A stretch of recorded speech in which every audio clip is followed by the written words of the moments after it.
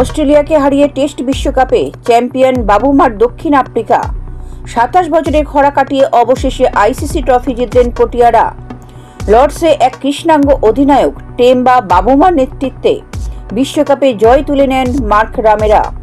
১৯৯৮ সালে champions trophy জিতেছিল দক্ষিণ আফ্রিকা, সেই শেষ।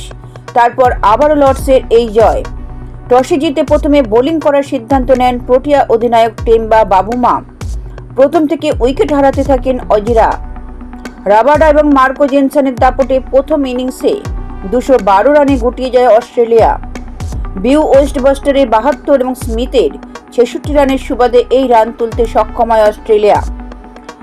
রাবাডা পান ৫ উইকেট, জেনসনের ঝুলিতে আসে ৩টে উইকেট। ব্যাট করতে নেমে প্রোটিয়াদের অবস্থা তথৈবচ হয়ে পড়ে। অজি অধিনায়ক প্যাট কামিন্সের আগুনে বোলিংয়ের সামনে মাত্র ১৩৮ রানে শেষ হয়ে যায় দক্ষিণ আফ্রিকা।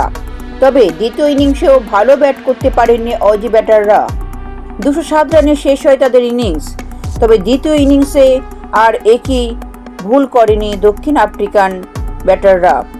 এডেন মার্করামের অনবদ্য শতরান এবং অধিনায়ক টেম্বা বাবুমার ৬৬ রানের উপর ভর করে ৫ উইকেটে টেস্ট বিশ্বকাপ জিতে নেয় দক্ষিণ আফ্রিকা। ব্যুরো রিপোর্ট, লটারি সংবাদ।